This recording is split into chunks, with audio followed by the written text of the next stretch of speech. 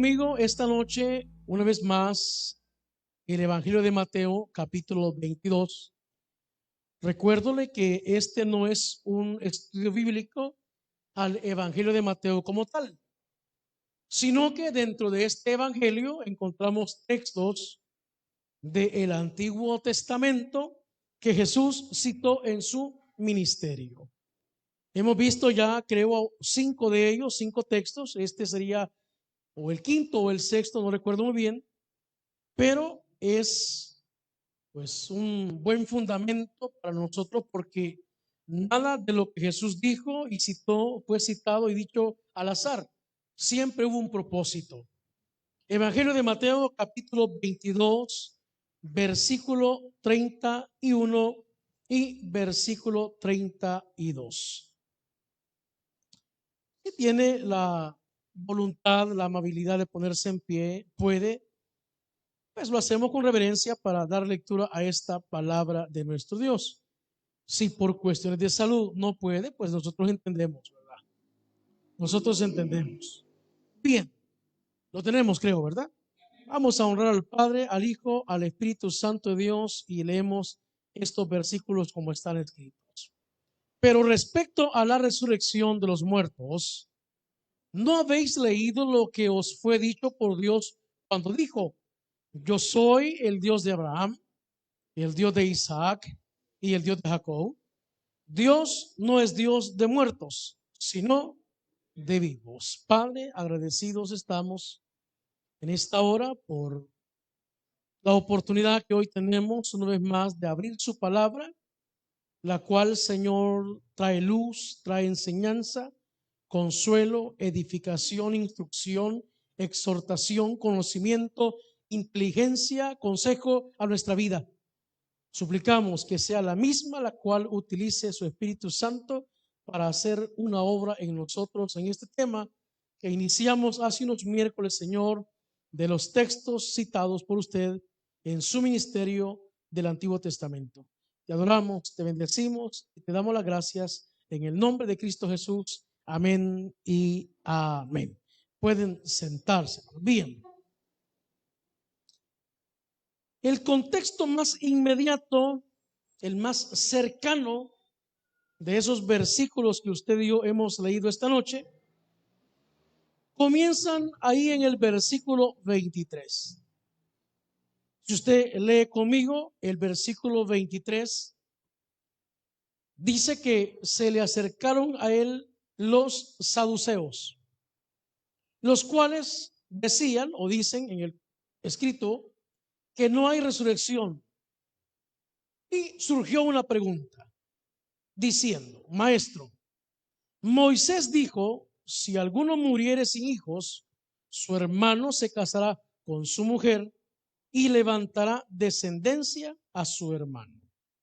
Hubo pues entre nosotros 7 hermanos. El primero se casó y murió, y no teniendo descendencia dejó su mujer a su hermano. De la misma manera también el segundo y el tercero hasta el séptimo. Y después de todos murió también la mujer. En la resurrección, pues, ¿de cuál de los 7 será ella mujer, ya que todos la tuvieron? Los saduceos, ya hemos hablado de ellos,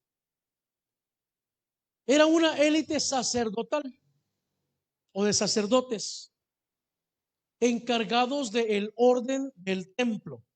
Fíjese bien, se cree que eran descendientes de un sacerdote llamado Sadoc, allá en los tiempos del rey David.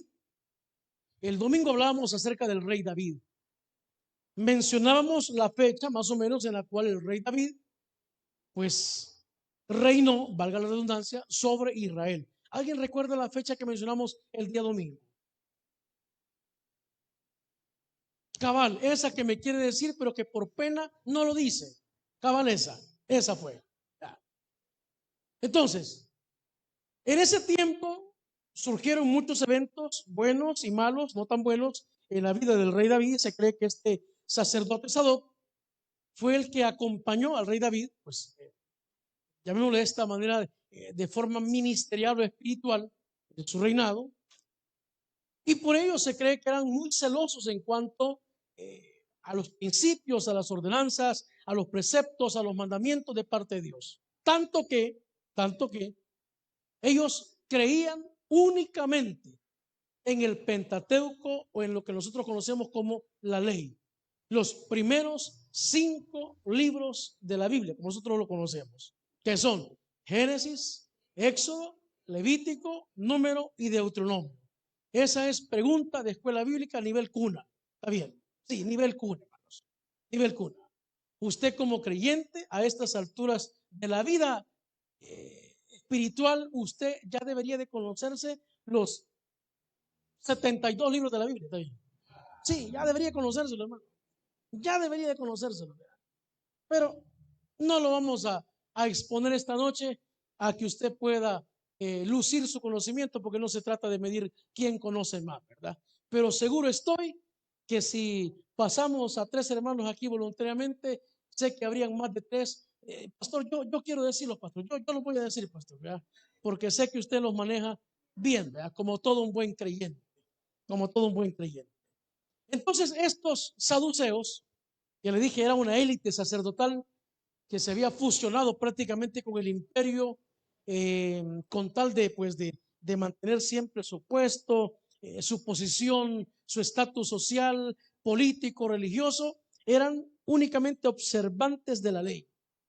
Para ellos los escritos de los profetas o las palabras de los profetas pues no tenían un valor pues como lo tenía la ley. Allá en el libro de Daniel, si usted puede leerlo en el capítulo 12, en el versículo 2, el profeta Daniel habla acerca de la resurrección de los muertos. Habla acerca de la resurrección de los muertos. Si gusta lo buscamos de una sola vez. Busquémoslo para que vea que aparece ahí en la escritura. Daniel capítulo número 12, versículo número 2. Y como hoy no tenemos pantallas, pues nos toca buscar el texto, ¿verdad? Daniel capítulo 12, versículo número 2. Dice así: y muchos de los que duermen en el polvo de la tierra serán despertados, unos para vida eterna y otros para vergüenza y confusión perpetua. Daniel está hablando, ¿verdad? Proféticamente acerca de la resurrección, que la cual ya hemos hablado, está contemplada en 2 partes. Lógicamente, la primera resurrección y la segunda resurrección, de la cual la primera resurrección, Cristo es las primicias, o sea, el primero en resucitar por poder propio. Antes de él, por supuesto que habían personas que habían muerto y habían vuelto a la vida. El más próximo que encontramos en los evangelios es el amigo de Jesús, Lázaro, allá en el capítulo 11 del evangelio de Juan, que había muerto y que después de 4 días de muerto, Dios, por medio de Jesús o Jesús mismo, lo vuelve a la vida. Pero eso es citando la resurrección.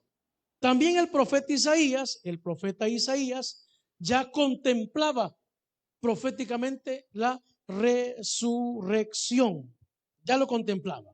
Vaya conmigo al profeta Isaías en el capítulo 26, porque necesitamos verlo. Isaías capítulo 26. ¿A dónde está el profeta Isaías? Pues atrás del profeta Daniel, ahí, un par de libros atrás. Isaías capítulo 26, versículo 19. Los saduceos no creían en la resurrección, aun cuando grandes hombres de Dios, los profetas como estos que acabamos de citar, ya contemplaban proféticamente el evento de la resurrección. Isaías capítulo 26, versículo 19. Isaías 26, 19. Mire lo que dice: tus muertos vivirán. ¿Lo tiene? Sus cadáveres resucitarán. Despertad y cantad, moradores del polvo, porque tu rocío es cual rocío de hortalizas y la tierra dará sus muertos. Vale.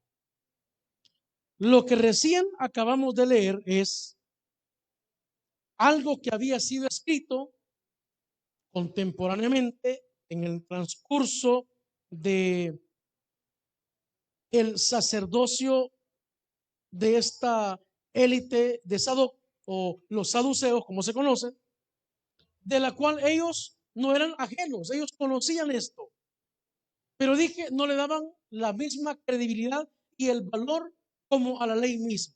Y en la ley, o en los 5 libros, en el Pentateuco, no encontramos ni un tan solo versículo que hable acerca de la resurrección como tal.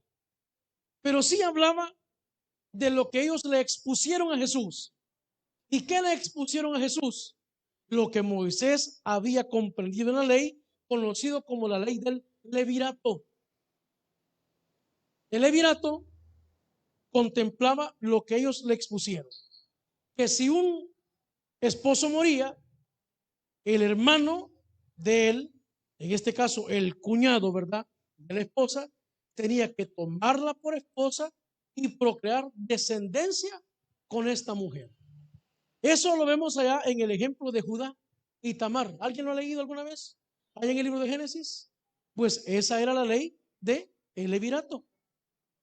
Sucede que estos no creían en la resurrección, sí creían en el levirato, porque estaba establecida una ley, y toman ese pasaje allá de Deuteronomio, en el capítulo 25, si mal no recuerdo, creo que es el 25, no sé si traje el dato, sí, 25:5, y le hacen la pregunta a Jesús: Señor, entre nosotros hubo una mujer que tuvo un esposo, murió, luego la tomó el otro hermano, murió, luego así sucesivamente hasta que murió el último de los hermanos y murió ella. La pregunta es, en palabras de ellos, ¿verdad?, si existiera resurrección al momento de resucitar, ¿de cuál de los 7 hermanos ella vendría a ser esposa? Mire, la pregunta es lógica, pero ahí encontramos grandes verdades de Dios para con nosotros allá en el Evangelio de Mateo, porque la respuesta de Jesús fue en base a lo que ellos creían. Y mire lo que dice el versículo 29. Entonces respondiendo Jesús les dijo: erráis, ignorando las escrituras y el poder de Dios. Pregunta: ¿ignoraban ellos, desconocían ellos lo que la palabra de Dios hasta ese momento enseñaba acerca de estas cosas? No. Voluntariamente decidían no creer a lo que Dios había establecido hasta lo que hasta ese momento se conocía como palabra de Dios. Y viene la respuesta de Dios: porque en la resurrección ni se casarán ni se darán en casamiento, sino serán como los ángeles de Dios en el cielo. Va. En otras palabras, los ángeles no se casan, ¿verdad?, ni se reproducen, pero surgen teorías, surgen planteamientos, hipótesis que afirman y aseguran que los ángeles sí se pueden reproducir. Yo pregunto esta noche, ¿cuántos de los que estamos aquí creemos que los ángeles se reproducen?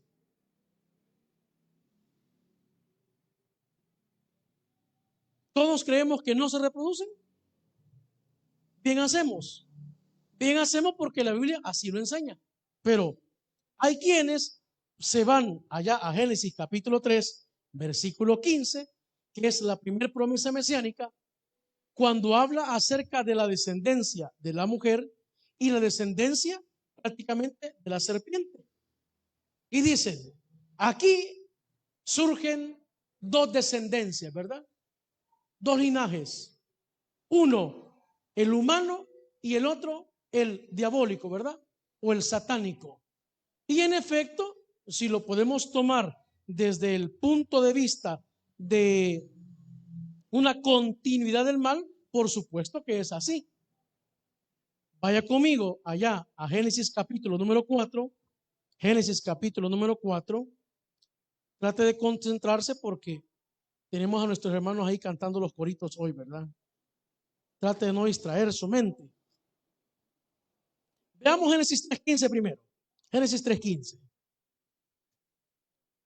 Génesis 3:15 dice así: y pondré enemistad entre ti y la mujer, y entre tu simiente y la simiente suya. Aquí hablan de dos simientes. Vamos a Génesis capítulo 4, versículo 16. 4:16. Salió pues Caín de delante de Jehová y habitó en tierra de Nod, al oriente de Edén. Versículo 26. Y a Set también le nació un hijo y llamó su nombre Enos.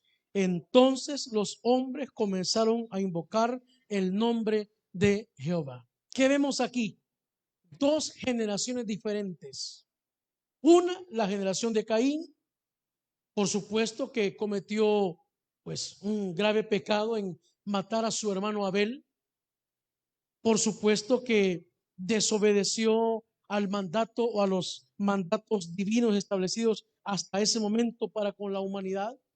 Y vemos al tercero de los hijos de Adán y Eva mencionados, porque son muchos más, algunos de ellos no mencionan sus nombres, como una generación en Set y en Enos que comenzaron a invocar el nombre de Jehová.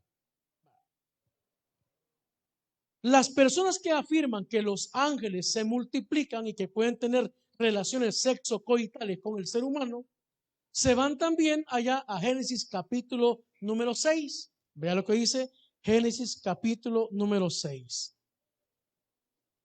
Aconteció que cuando comenzaron los hombres a multiplicarse sobre la faz de la tierra y les nacieron hijas, que viendo los hijos de Dios que las hijas de los hombres eran hermosas, tomaron para sí mujeres, escogiendo entre todas. Y dijo Jehová: no contenderá mi espíritu con el hombre para siempre, porque ciertamente él es carne, mas serán sus días 120 años.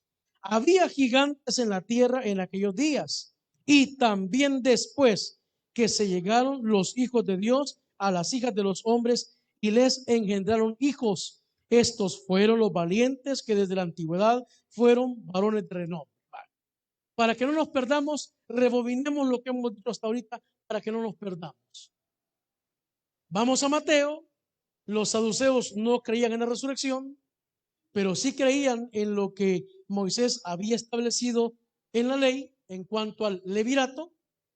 Le hacen la pregunta de cuál de esos 7 hermanos iba a ser esa mujer, y Jesús les responde citando acerca de los ángeles, que en la resurrección, al igual que los ángeles, no va a haber ni matrimonio y se van a dar en casamiento, lo que implica que no va a haber una reproducción ni una cercanía como lo hay hoy, un vínculo matrimonial.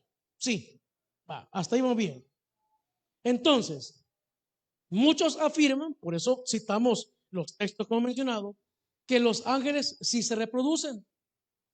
Y afirman que estos gigantes de los cuales habla la Escritura son el resultado de la mezcla o de la cercanía de los ángeles que son considerados hijos de Dios y las mujeres, ¿verdad?, terrenales. Pero aquí surge también lo que mencionamos en Génesis capítulo 4, versículo 16 y versículo 26, de dos generaciones. Una que tendía al mal y la otra que invocaba a Dios. Y Génesis capítulo 6 está diciendo en el versículo 4 que ya había gigantes en la tierra. Y hace una distinción. Y también después, o sea, ya habían personas de renombre. Ya habían personas de renombre. Y también los hubieron después de que la generación que invocaba el nombre de Dios, los hijos de Dios, se llegaron a aquella generación que no invocaba el nombre de Dios. Ese es el contexto, hermanos.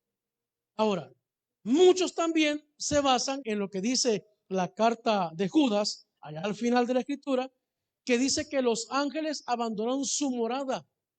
Si gusta lo buscamos, vamos a Judas, Pero aquí voy a hacer una distinción con lo que recién acabamos de leer. ¿Me he dado a explicar hasta este momento, hermanos?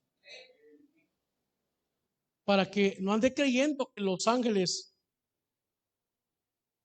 se reproducieron con las mujeres, ¿verdad? Judas en el único capítulo en su versículo 6.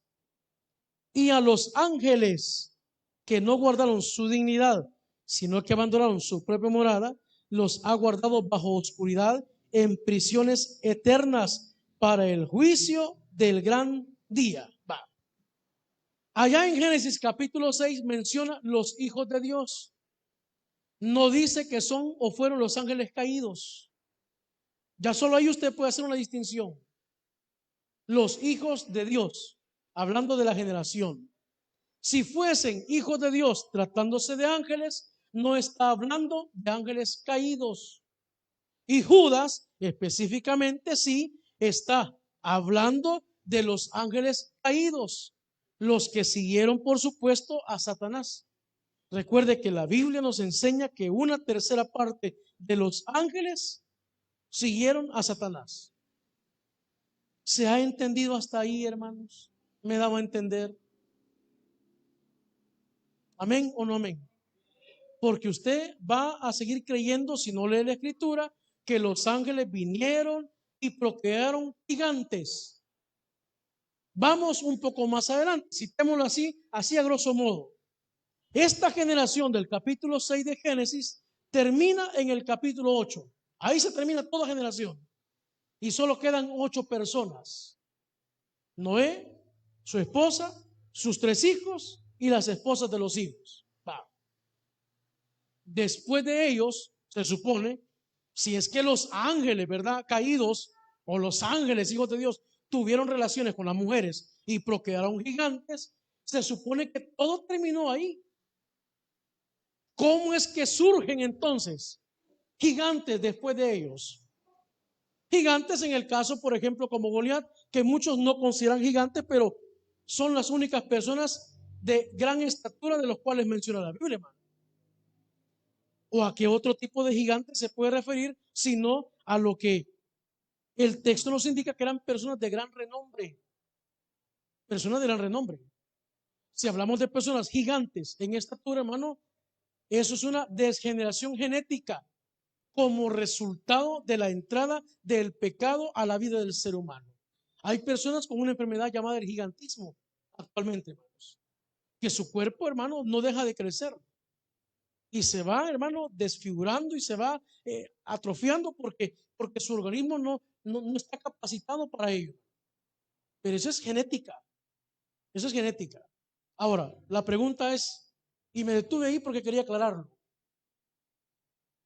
Satanás, hablemos de Satanás. ¿Es creador de vida? Usamos el comodín si quieren. ¿Es creador de vida? No.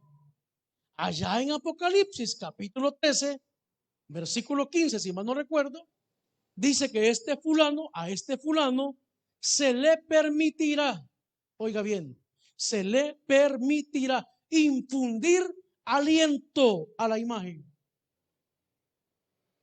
Una cosa es que él tenga el poder y otra cosa es que Dios le permita a él hacer las cosas, como en el caso de Job, que a él le permitió tocarlo, quitarle sus cosas, pero Dios lo permitió. Entonces Satanás no es creador de vida, el único creador de vida es Dios.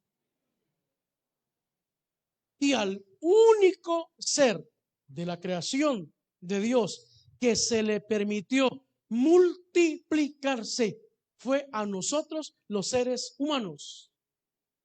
No, yo pensé que iban a decir amén. Quizás están arrepentidos de haberse multiplicado, quizás. Somos los únicos, hermano. Somos los únicos. Porque entonces vamos a una lógica y pudiéramos respaldarlo bíblicamente. Si los ángeles se multiplicaran, hermano, entonces los demonios se multiplicaran. No es posible, hermano. Ahora, muchos también se basan allá en Génesis capítulo 18, cuando Dios envía ángeles a Abraham Se sientan a la mesa, Abraham pues parte un cabrito, no sé qué es lo que parte ahí, ¿verdad? Lo asan, lo comen, lo preparan. Sí, pero es que entendamos algo. Los ángeles, Dios les permite tomar forma humana, en este caso a los que Él envía, con un propósito específico. Tan forma humana toman los ángeles que los habitantes de Sodoma y Gomorra, que continúa hablando Judas ahí en el siguiente versículo, dice que los vieron tan atractivos que querían tener relaciones sexocoitales con ellos, hermano. Pero ese no era el propósito por el cual Dios había enviado a estos ángeles. Ese no era el propósito. Entonces esta noche pudiésemos estudiar la angelología, que es mucho más amplio, para poder entender a la luz de la Escritura la naturaleza de los ángeles. La naturaleza de los ángeles. Son superiores a nosotros en fuerza, pero no en dignidad. Lo dice Hebreos. Por eso lo digo, tendríamos que estudiar la angelología un par de semanas aquí, hermano, para poder entender acerca de la naturaleza de los ángeles. Y hay teólogos muy conocidos que dicen, no, es que mire, Génesis 3:15 está diciendo que Satanás tenía que o debía que tener su propia descendencia, ¿verdad? Claro, pero si vamos a la luz de la Escritura, en el contexto de Génesis capítulo 6, no está hablando de ángeles caídos, está hablando de una descendencia que invocaba el nombre de Dios. Al menos eso es lo que concebimos a la luz de la Escritura. Usted puede indagar, usted puede profundizar en el tema, usted puede ser autodidacta con usted mismo, pero toda información que usted pueda encontrar, le invito para que pueda llevarla a la luz de la Escritura y filtrarla por medio de la misma. Entonces encontramos ahí en Mateo, volvamos a Mateo, un par de cosas ahí en esos versículos que hemos leído. Primero, en la resurrección, de la cual nosotros, usted y yo, vamos a ser partícipes por la fe en Cristo, ya no va a haber parentesco conyugal como acá. O sea que si usted aquí tuvo experiencias, una experiencia matrimonial o sentimental con uno, dos, tres personas, en el cielo, esa condición, hermano, o en la eternidad, más que todo, ¿verdad? Vamos a estar una parte en el cielo y la eternidad, pues, en los cielos nuevos y la tierra nueva. Es así. No va a existir tal condición, porque si existiese ese recuerdo, hermano, qué desorden no sería ya en la eternidad, ¿verdad? Ese fue mi marido, mira. Pues sí, vea. Hablemoslo así, vea. Ella fue mi mujer, mira. No, hermano. O sea, ya solo ahí nos está diciendo cuál va a ser nuestro nivel de conciencia, al menos en esa condición, en la eternidad. O sea que yo voy a ver a mi esposa, voy a ver a mis hijos, y yo no voy a reconocer el grado de parentesco que tuve eternamente con ellos. ¿Sí se entiende, hermano? Allá no va a haber tal reproducción como tal, como acá en la tierra. No. Entonces ya solo ahí encontramos dos, tres cosas, ¿verdad? Pero respecto a la resurrección, versículo 31, de los muertos, ¿no habéis leído lo que os fue dicho por Dios cuando dijo, yo soy el Dios de Abraham, el Dios de Isaac y el Dios de Jacob? Dios no es Dios de muertos, sino de vivos. Vale. Fíjense que el Salmo capítulo 116, si mal no recuerdo, dice que este es Jehová nuestro Dios, que nos hará llevar aún más allá de la muerte. ¿Ah? En el sentido que cuando el creyente muere, la muerte física no es el fin, y usted y yo eso lo sabemos hasta la saciedad. Ese solamente es parte de un proceso, la muerte física. Pero en sí, dice Mateo capítulo 10, versículo 28, que el alma y el espíritu no mueren, el alma no muere. El alma no muere. Ese se mantiene intacto, hermanos, el alma del ser humano. Alma como alma, porque la palabra alma tiene 5 connotaciones. Alma como sangre. Por eso los adventistas, los del séptimo día, se aferran mucho a Ezequiel cuando dice: alma que pecare, esa morirá. Porque la palabra alma tiene la connotación como persona, como vida, como alma y como cuerpo. Cuando Ezequiel habla de que el alma que pecare, esa morirá, pues por supuesto que se refiere a una muerte espiritual, de la cual hay solución en Cristo. Porque Efesios capítulo 2 versículo 1 dice que Él nos da vida, aun cuando la persona se puede encontrar muerto en sus delitos y pecados, como usted y yo un día estuvimos. No, yo pensé que se iban a alegrar. Sí, que iban a decir amén, gloria a Dios. Pero ese es otro punto y aparte. Entonces, al hablar de que Dios es un Dios de vivos, lo dice en el sentido que la persona muere físicamente, pero al morir, según dice la carta a los Romanos, el cuerpo es depositado ahí en la tierra o permanece acá inerte mientras es depositado, pero el alma va directamente a la presencia de Dios.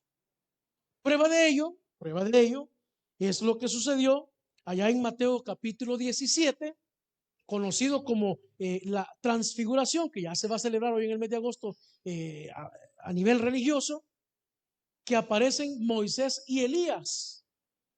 Aparecieron ahí. Y no fue un espectro, no, de ninguna manera. No fue que, bueno, y los podemos tocar o mire, ¿y qué podemos hacer con ellos? No, aparecieron literalmente, hermanos, como prueba de lo que está diciendo el versículo 32. Yo soy el Dios de Abraham. Fíjese en qué condición está ese verbo ya conjugado. Yo soy, en presente continuo. No dice yo fui, yo era. No dice yo soy, porque Abraham vive. Moisés está vivo. Elías está vivo. El que tiene la par está dormido, pero está vivo todavía. Mira, mira, ese está dormido, pero está vivo. Nosotros tenemos vida, no solo física, espiritual y eterna. Por eso Él es Dios de personas vivas, espiritualmente y eternamente. Y Jesús lo dijo allá en el Evangelio de Juan capítulo 11 versículo 25: el que en mí cree, aunque esté muerto físicamente, vivirá. O sea, por eso es que Dios es un Dios de vivos. Y citó esa porción de Éxodo capítulo 3 versículo 6, porque ese es el texto de Éxodo capítulo 3 versículo 6, hablando acerca de que Él es el Dios de Abraham, el Dios de Isaac y el Dios de Jacob. Si gusta lo buscamos, hablando acerca de esa condición como Dios de ellos. Mira lo que dice Éxodo capítulo 3 versículo 6. No me crea a mí, créale la escritura, porque yo me puedo equivocar. Ahora, que casi no me equivoco, eso es otra cosa, está bueno. Qué humilde, vea, qué humilde el pastor que tienen ustedes, vea. No, sí que una humildad, pero que olvídese, hermano. Mentiras, hermano. Éxodo capítulo 3 versículo 6. Y dijo: yo soy el Dios de tu padre, Dios de Abraham, Dios de Isaac y Dios de Jacob. ¿A quién le dijo eso? A Moisés. ¿Estaba vivo Abraham para ese momento físicamente? Aquí ya no, físicamente ya no. Pero Dios seguía siendo el Dios de Abraham, porque Abraham seguía vivo, aunque su cuerpo tenía ya cientos de años de estar ahí en la tierra, hermano. Lo mismo que Isaac. O sea que nosotros hoy, este versículo de Mateo capítulo 22, versículo 32, que hemos leído, a nosotros eso nos da esperanza. Esperanza, hermano, de que un día, cuando Dios nos llame a su presencia, nuestros cuerpos serán depositados ahí, si es que son depositados ahí. porque no sabemos bajo qué condiciones vamos a morir, hermano. Nosotros quisiéramos morir de alguna manera, pero no lo sabemos. Pero imagínense que nos ahoguemos en el mar, por ejemplo, y nuestros cuerpos desaparezcan en el mar. ¿Sí? Nos pasen las de Jonás, ¿me entiende? Alguien me dijo cómo se llamaba el pez que se tragó a Jonás. Alguien me lo dijo. Alguien me lo dijo. ¿Ya saben ustedes cómo se llama el pez que se tragó a Jonás? Chungulún se llama. Porque así dicen los niños ahí en escuela bíblica. Y Chungulún se lo tragó. Así que Chungulún se llama el pez que se tragó a Jonás. Mira, mentiras, hermano. Ustedes todo creen, ¿verdad? Todo creen. Entonces le dije, nos dé esperanza. Porque aunque este cuerpo, hermano, sea depositado ahí en la tierra o se desvanezca, hermano, por alguna u otra situación, nosotros seguimos vivos en la presencia del Señor por el poder de Él, porque Él es el único que puede dar vida y quitar la vida. Él es el único, hermano. Él es el único. Él es el único. Aunque el enemigo ha venido para matar, robar, destruir y dividir y tantas cosas, el único que puede dar vida es Dios, hermano. ¿Cómo lo sabemos? Bueno, hay versículos bíblicos y con esto vamos a ir terminando que afirman, hermano, por supuesto que solo Dios es el dador de la vida. Busque conmigo Job capítulo 12, por ejemplo. Job capítulo 12, con esto vamos a ir terminando para que regresemos un poco temprano a casa. Job capítulo 12, versículo 10.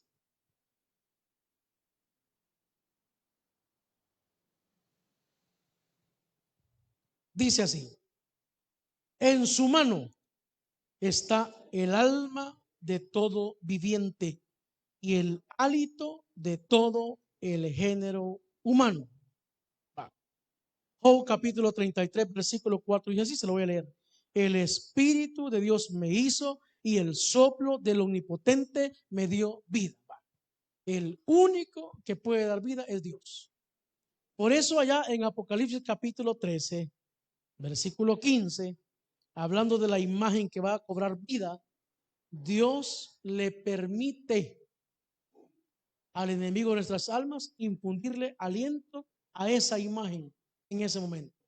Pero porque Dios lo permite, no porque el enemigo tenga el poder para dar vida. Él nunca ha tenido el poder para dar vida. Así que por lo tanto, deje de andar creyendo en los incubos, deje de andar creyendo en que los ángeles vinieron y tuvieron relaciones sexuales con las mujeres. Eso no es posible, hermano. Que puede influenciar, que puede levantar generaciones que le dan la espalda a Dios, como la de Génesis capítulo 6, es muy cierto, hermano. Como lo que vemos hoy en día, es muy cierto, hermano. Es muy cierto.